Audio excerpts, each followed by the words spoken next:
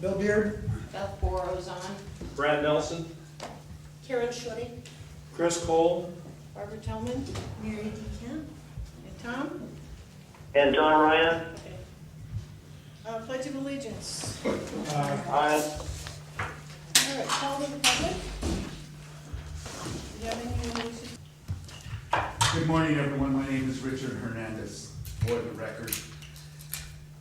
You know, there's a storm coming. Most of you commissioners are sage. You've been around Pima County long enough to know that the termination of Chuck Huckleberry is imminent. Whether it's by voluntary retirement or by a board vote.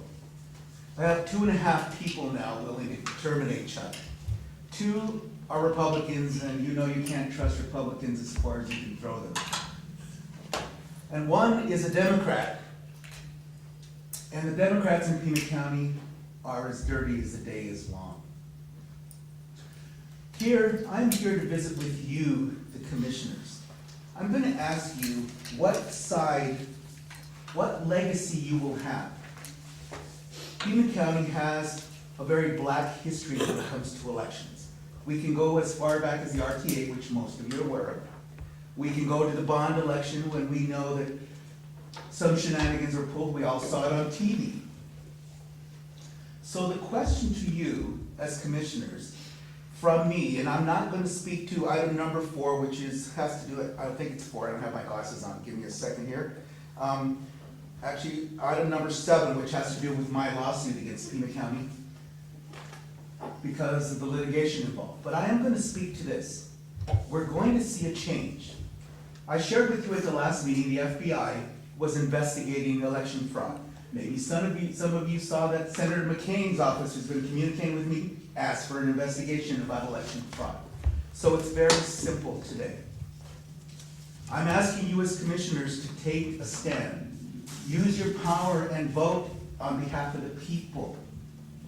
We need to step away from corruption in this elections department. We will prove that in court in short order. It's really important today that you decide on which side of legacy you want to be on. Do you want to be on the side of truth and transparency and honesty? Or do you want to be on the side of continued corruption? The storm is coming. The storm is coming. All of you are aware of it. Last time I visited with you, the FBI was investigating allegations against Raul Grijalva, congressman. That had to do with election fraud. Now Senator McCain's office has joined me in his communication with me, that his office anyway, not him personally, that they have some concerns. You've read about it in the paper. We know that the system has been hacked according to the FBI. So what do citizens have? Who do they have? We have you.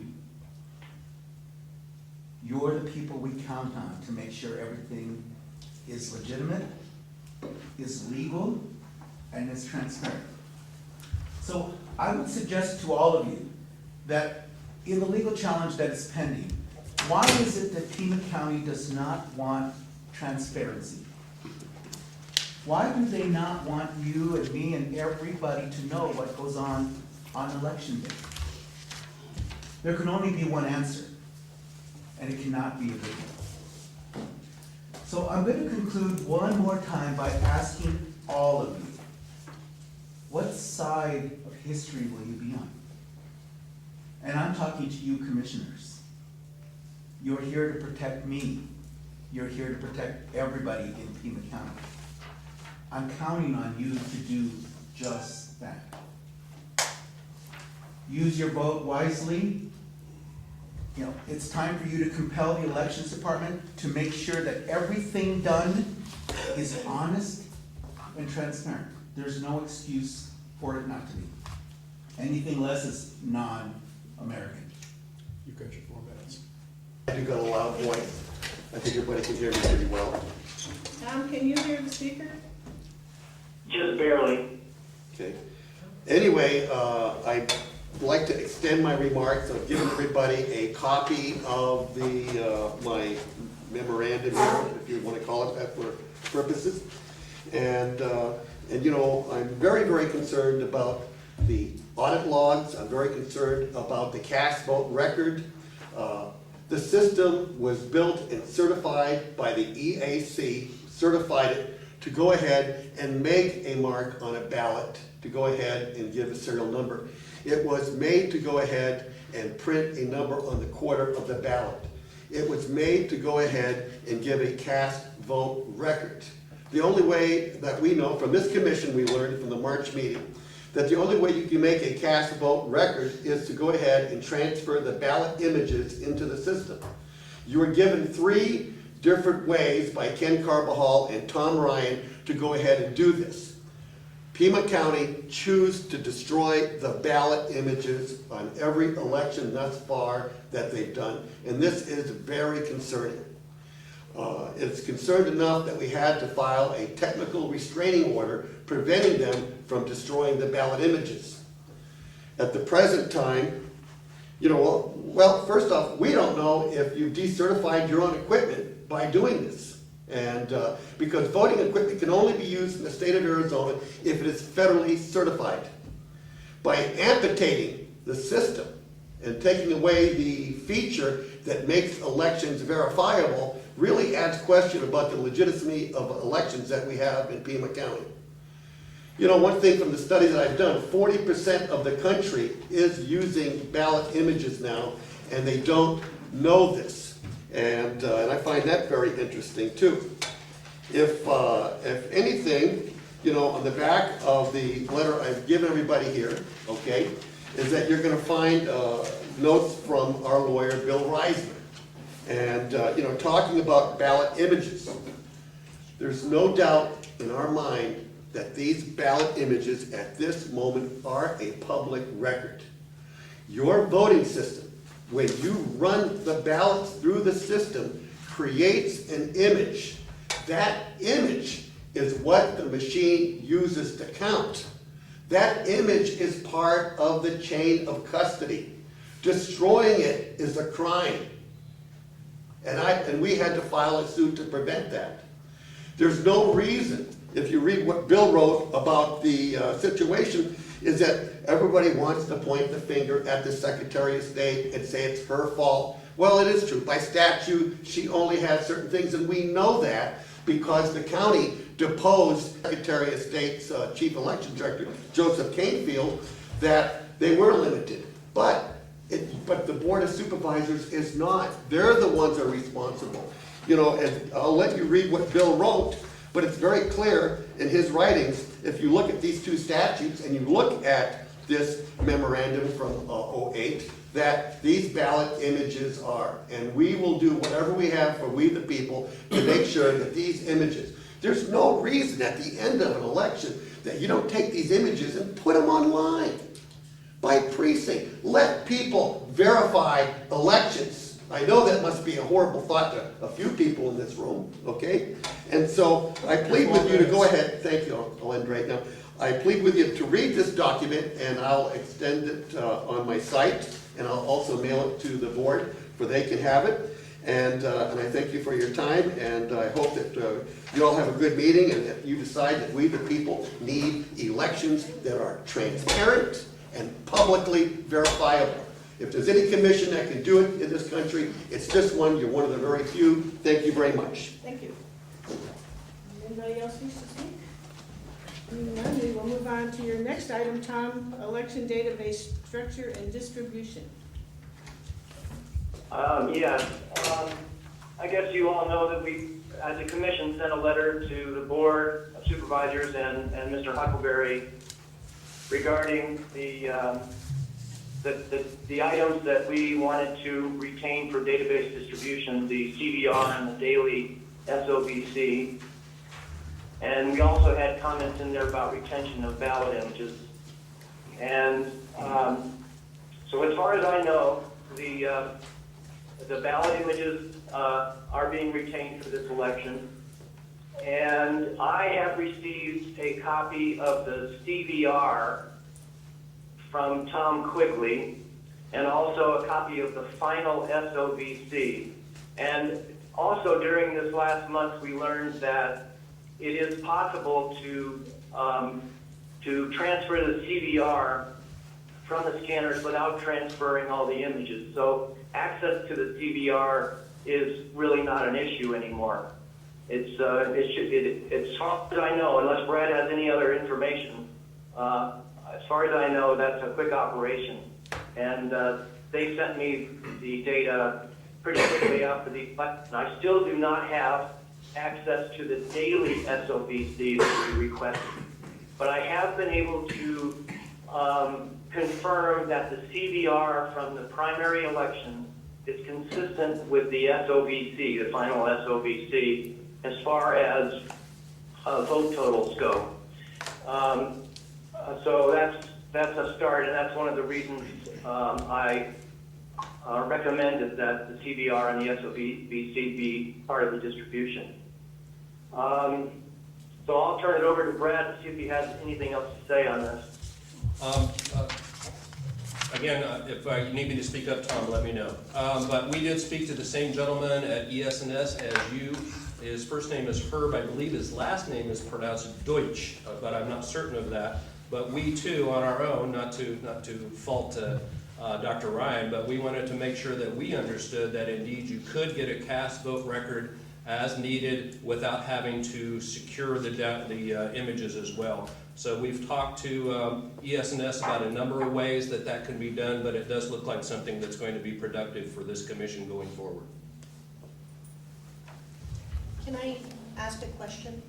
It seemed from the election, this is Karen Tom, it seemed from the election the term cast vote record had different meanings within the ES&S world versus what we had been accustomed to using and calling.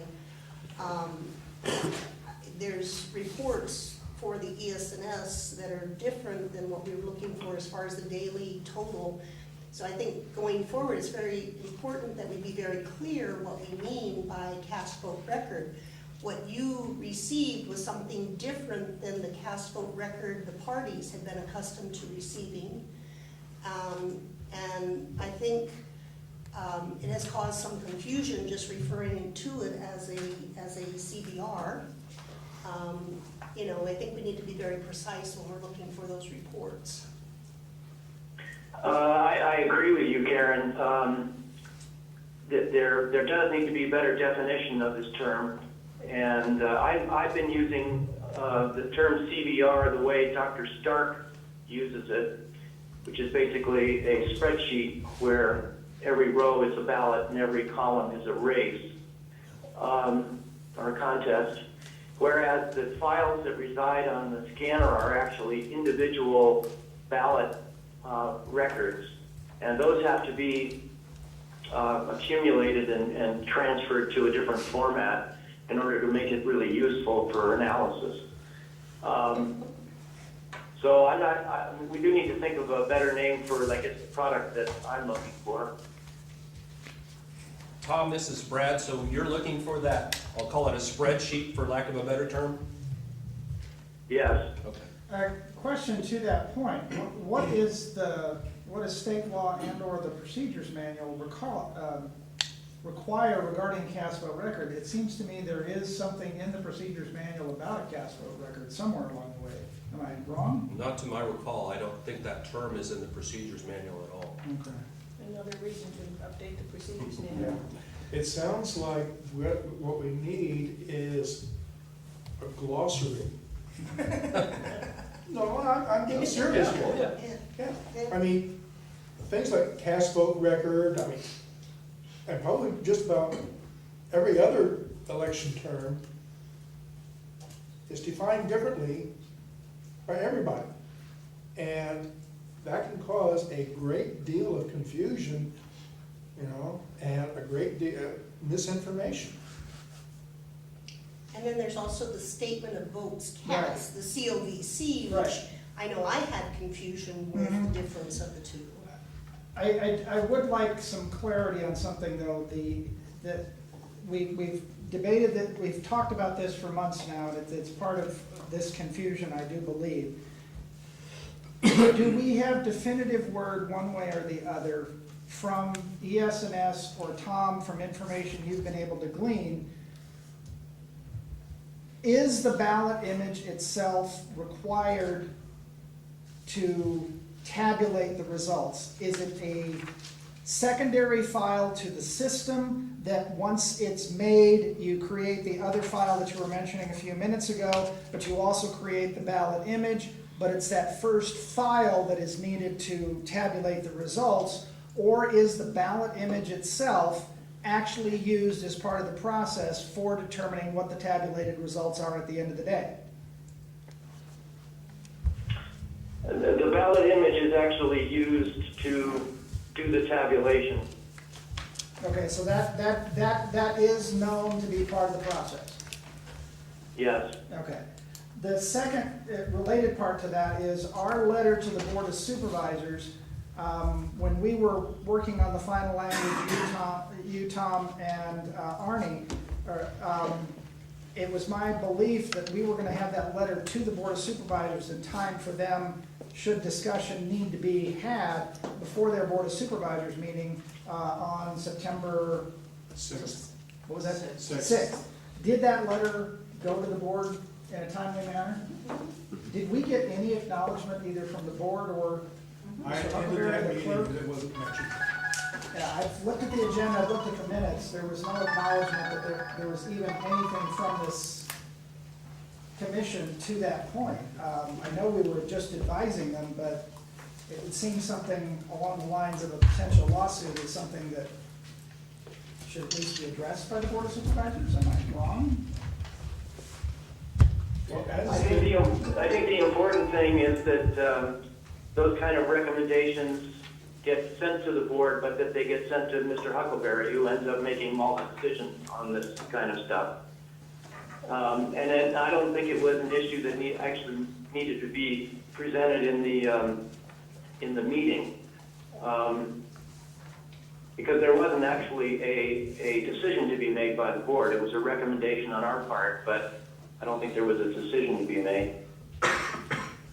Well, But for the record, we did send it in time for it to appear on their agenda, should it the need be. Okay, thank you. if the ballot images are used to tabulate the total, that's not authorized by state law. Reading Title 16, and I did not do, a great in-depth reading. The way the law is written, the ballots must be the physical ballots must be physically counted. Ballot images are not authorized to be used to tally the vote. And Can I add something? Sitting down there 10, 12 hours a day in the election, I do learn a few things. And I'd like to clarify your point, Tom.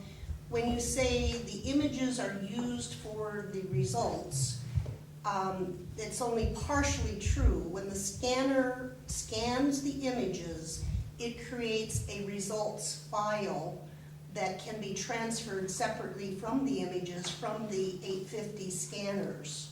So the results are scanned and put into a separate file from the images when it gets transferred over to the election management software, whatever they're called. Yeah, I think that's kind of a different issue. Yes, there are different documents that end up on the DS-850s. Well, again, though, I think it's causing confusion for people understanding the importance of the images. Well, when a paper ballot is put into the machine, the first thing that happens is a digital image is created.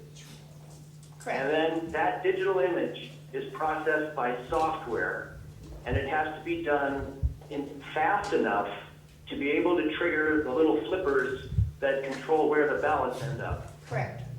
And so in that period of time, an image has been created, and the image has been processed by software to produce the results. And if the results if it concludes that the ballot was read correctly, it goes into one bin. And if it concludes that the ballot was not read correctly, it goes into another bin, and so on. Correct. So, but it's an image that is processed directly. Now, if we were to do a recount, if we have to do a recount of an election, we go back to paper ballots. We don't go to the images. Right. We go to the paper ballots. And so one can argue that the images are an intermediate product in this particular tabulation system. It's an intermediate product in the processing chain. Okay, it's just, I want to make sure people are clear, there's two files created, the results and then the image file being created. And, They're two separate entities. okay, But it sounds like the results file is created from the image. Which is created from the paper ballot. Right, but the thing of it is, if I understand Title 16, you cannot use the image to tabulate the vote. You've got to count the paper ballot, which means if the way the law is written, you've got to take the ballot and in some way, I think what you're dealing with is a technicality here. We're talking about what technology is used to read the ballot. the point I'm making is, Even in the previous system we had, the paper ballot went in, but there were electronic scanners. Tom, the point I'm making is the one that you've made and other people have made, is the law is so out of date that if we go strictly by the law, we can't hold an election. I wouldn't go that far, but. Well, I mean, we cannot hold an election as we're doing Okay. it. We've got to go back to the old, everybody casts a physical paper ballot, and then the paper ballots physically get counted race by race. And When you say that ain't gonna work. When you say physically counted, you mean by hand? Yes, that's the way the law appears to be written. I think that's a little far stretched. We've been having elections in this No. old system, it still scanned those ballots. Right. So all we're doing now is images have become the issue because those images are created and they are out there. And we don't have any legal advice yet as to how these images can be treated, other than treating them like the paper ballot. Right. And the thing with it, what I'm saying is, in part, if we cannot use the images for an audit, because the state law doesn't permit it, the state law doesn't permit using the images to tabulate the vote. So let's be consistent across the board. And that is why none of the other counties or cities using this equipment save images.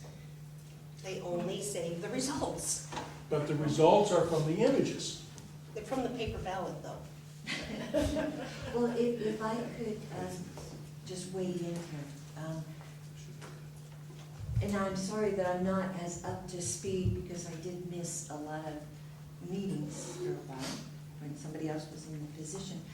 But we're talking about the process of counting elections and making sure that they are transparent and Right. accountable, and that we're doing the best for the people Right. in our democracy. Yep. So the process is, everyone who's registered to vote receives the paper ballot, they mark it accordingly, they submit it to the elections department either by the vote by mail, which is like 80% of the return, or dropping it off at the election during election day, which is 20%. And then those paper ballots are all accumulated, fed through the machine that makes an image of them and sorts them into piles of read and unread. There's a problem with this one, look at it by eyesight. Now, the state legislature, according to Mr. Huckleberry, has no, sorry, Tom. Wait for him to come back. So the legislature has no standing laws On the images. on images because it's a new technology. So there's no. Okay. All right, we're back on topic. Hi, Tom, sorry about that, I don't know what happened. So Okay. we've got the paper ballots and we've got images of those paper ballots. And what I'm hearing being requested is that those images be posted online for anybody and everybody to take a look at, make sure that the counting was done properly, that there are no disputes about it. But there's resistance to that because the law doesn't allow it. If the images are treated as the paper ballots, the Arizona Constitution doesn't allow it to be viewed by just anybody. The Constitution, what is it, Article 5, Section 1, assures the secrecy of our ballots in voting in a democracy. All 50 states have secret ballots, so that... Certainly, but what is publicly to link my ballot in those stacks of ballots with Barbara's? How can you tell, you know, in this big haystack of ballots, which needle is Barbara's and which is mine? Well, I don't know specifically between the two of you, but the precinct committeemen that had one vote for themselves would be identifiable. The people who vote and write in their own names with these so many write-in ballots that we have this time are kind of identifiable. The people that put on notes on their ballots do become identifiable when they write notes to Hillary, like that one did. You know, I mean, there are ways to identify some of these ballots. Eventually, but those people choose to cast their ballot in such a way as to make them identifiable, and therefore, you know, it But do seems they like do they're that doing because they want everyone to witness. see it, or do they do that because they know it's secret and Well, it's private? there's two issues, Mary, that don't confuse the two. The one is whether or not a ballot image is part of the process, the chain of custody required from the start of the process to the end of the process. That's one question. Well, it seems a very important link in the chain. Just trying to help you understand. The second part is whether or not those images should then be part of the public record. That's a secondary question to the first one. They're not directly related to each other. Okay, Okay. sorry for conflating them, but it does seem, as Chris is saying, that we're interpreting the Constitution and the legislative Statute. rules, yes, differently at different points. Yeah. And that, I think, is a problem, because we do want consistency. If it doesn't apply when we're capturing the images, then it shouldn't apply when we're posting images or using Vice them to versa. calculate. I won't speak for all attorneys with one sitting to my right here, but I think they get their living out of technicalities and answering that question. Yes. But back to the broader question, the issue of producing the SOVC and the CVR, we've essentially solved that problem that was a concern based upon what Tom is telling us, and more importantly, should allow us as commissioners to be a little more reassured that for the general election, which is going to be a lot bigger and potentially more data means more time to transfer everything, should still allow us to provide all of the oversight that's required from the party's perspective, from Judge Miller's perspective, in a timely manner to be transparent. And is that what I'm hearing today? I think so. Okay. I think Tom Ryan's discussions with ES&S as well as ours has greatly clarified the process that is not going to be as time-consuming as we had previously thought. As I understand what Tom quickly explained it, you have to, early in the programming for any election, you have to put in the direction that you want to have them be separate. And you couldn't separate them after the election or even programmed.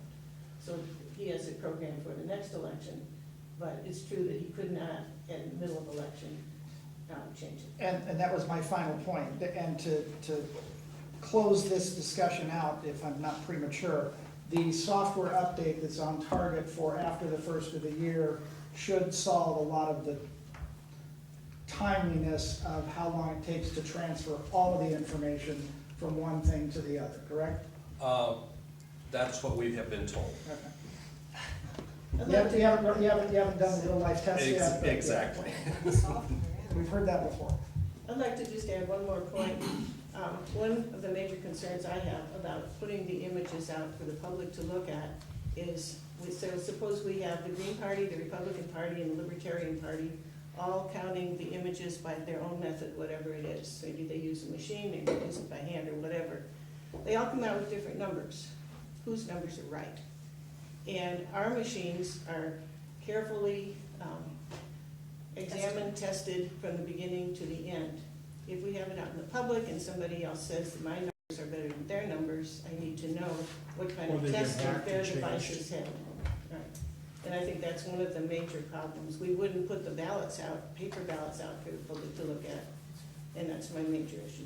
Well, to address this, I think we should be able to put them out there, but you have to realize that what we're stuck with is the Secretary of State's office, and the person who actually runs the Secretary of State's office, Eric Spencer, has made it abundantly clear to us in meetings here that their position is that these things cannot be publicly posted under the current state of the law. They're adamant about that, and so we're kind of stuck with that opinion, and unless somebody wants to challenge that in court, that's where we're at. Just to reiterate what both Jeff and Barbara are saying, one of my main points of contention about this issue has long been, it's partly the state law issue, but technology has told all of us, I know in my lifetime, I don't know about others, that it's going to jump ahead of where people's thinking is. And the issue about images, I don't care how you want to square the circle, they will become public somewhere, somehow, some way, whether the law allows it or not. My point of contention is, from a legal standpoint, from a policy-making standpoint, if the legislature and bodies like this don't get ahead of that discussion and start thinking about the consequences, to your point, to your point, to your point, and anybody else's point, it's going to blow up in everybody's faces, and elections have enough consequences that the confusion that will be caused when those become public knowledge, even if it's many years after an actual election, people need to think long and hard about those consequences, because it's not going to be pleasant. Well, I agree that there can be honest disagreements. People look at the same ballot and one person interprets it cast one way and one interprets it cast another way, because sloppy markings, we've all seen it when we've done the ballot audits. But I think that we get into real trouble when we draw a screen of secrecy around and say, our interpretation is the superior one and yours does not count. I think that when there are honest disagreements, that, truth and reconciliation courts, where everybody sits down together to talk about what happened and why it happened and come to understanding and common ground, is what I feel is so very much needed. But that needs to happen before the election results, before the final canvass, and that's exactly what happens at the election department for processing ballots, and a ballot that doesn't go through the machine, and there's clarification, and someone's written on there, I didn't mean to vote this person, I meant to vote that person. It goes to a board that reviews it, and it's checked, and, input the way the voter intended it to go in. So, But all of those decisions are documented and recorded, and if somebody has a difference of opinion, you say, well, here's the thinking behind it, and it is transparent, it is accountable, auditable, and humane. Right. Would anybody care to make a motion that we make a recommendation to the Secretary of State that we really need this determination, and we need the legislature to make well, I think we're gonna have We a would have court to recommend the decision. Board of Supervisors. Well, this will be only a local court decision about this election. I think we need something statewide. I think we should wait until the court decision here, and then do something It with will be it. appealed. Whatever. It'll be appealed. So would anybody make a They motion? make a living. Well, if we do make a Sorry. recommendation, it's going to have to be to the Board of Supervisors, because that's our charter. Right. And the Board of Supervisors could ask the Secretary of State and the legislature to, light a fire under themselves and get this fixed before, things get into such a quagmire that the elections are invalidated by suspicion. My question is directly to Barbara's point about should we ask that it be done. I'm all for asking. I think the timeliness, we might want to wait until after the November election, and I'm sure there will be more fun that will ensue between now and then, and might be more relevant to the conversation at that time. A recommendation now, I don't know that the board is going to do anything unless someone has a different idea.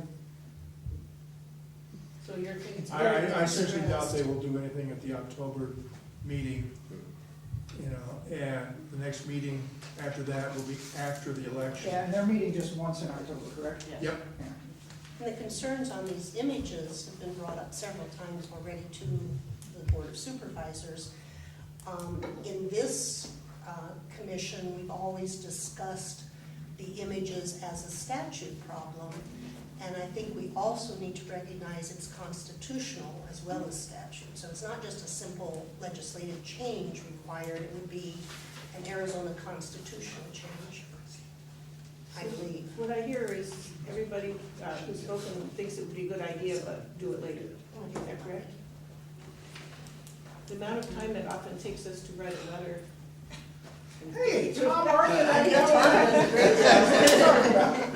The point of it is, it takes us a lot of time to write a letter sometimes because we know the Board of Supervisors is either going to sit on it or they're going to deliberate about it amongst themselves or each individually for months. So, you know, we take a long time, first off, making sure our thoughts are clear, and then we sit around waiting and waiting and waiting for the Board of Supervisors to do something, even if it's just to say we're going to ignore you. Another option in addition would be for individual members of the commission to contact legislators that they know. Many times. There's an election, you know. Oh, really? When? All right, is there any further discussion? Seeing none, move on to item 7, ballot images and public records request. Who wants to handle this? We pretty much been talking about this in the last point, agenda point. There's. I guess I just want to know what's the status of the public records request from Brad's perspective. All right. Tom, can you hear me? Yeah. Okay, thank you. I've received 2 public records requests, both from Mr. Brakey. One was received on August the 15th and included 9 individual items that were requested as public records. I've answered those 9 as best as I can. Some of them had to be denied because the records do not exist. Another one of the requests was for Mr. Brakey to be able to come and view and inspect the ES&S operations manuals for our particular system. When we contacted ES&S, they were concerned about perhaps some trade secrets being revealed within those documents. We told we meaning the county attorney's office here, told ES&S that we were in no position to determine which were trade secrets and which were not, and that they had until today in order to file something with local superior court to keep us from revealing that information. And if they do not do so as of today, as of this coming Monday, Mr. Brakey, or anyone else for that matter who makes such a request, will be able to see those manuals. I also received a request, my office that is, on September the 14th from Mr. Brakey, asking for the cast vote record for the August 30th election and the ballot images from the August 30th election. Needless to say, this body knows that the ballot images are subject to ongoing litigation, which will be heard on October the 14th in Pima County Superior Court. So that is a request that is still pending. As far as the cast vote record for the primary election, my individuals are working very hard to get the programming necessary for the general election done. That is their focus, but I understand that I'll be able to give Mr. Brakey or anyone else who makes such a request the cast vote record for the primary election either this coming Monday or Tuesday. And I think that completes my recall of the public records request that I have in hand. Thank you. Any further discussion? Yeah, I also think it would be a good idea for you to give copies of the CVR and the SOBC to each member of the commission so that they can see what it is, what that information is. that would be- Especially since it's part of the database distribution that we're talking about. Tom, this is Brad. I don't see any problem in doing that. Okay. I just want to make a comment on the public record aspect of ballot images. There's a document that's created by the Attorney General that is available online that has a listing of, well, it's a whole document on public records. And in there is a listing of all the documents that are not disclosable by counties and state government. And there are only a few items in there that are related to elections. And some of it has to do with voter registration materials and also the software that is filed with the Secretary of State's office. But there is no mention in that list. I was really surprised. There's no mention of ballots or any other materials associated with an election as non-disclosable. So right now, from the Attorney General's point of view, ballots and these ballot images would not be or would be a disclosable record. But it's also the case that that has not been considered specifically by the Attorney General as a question. Perhaps this also relates to the fact that different states have different laws, so they couldn't make a general. That's true too. You should know that Colorado, where I happen to be sitting at the moment, and Wisconsin, and some counties in California do treat ballots as public records.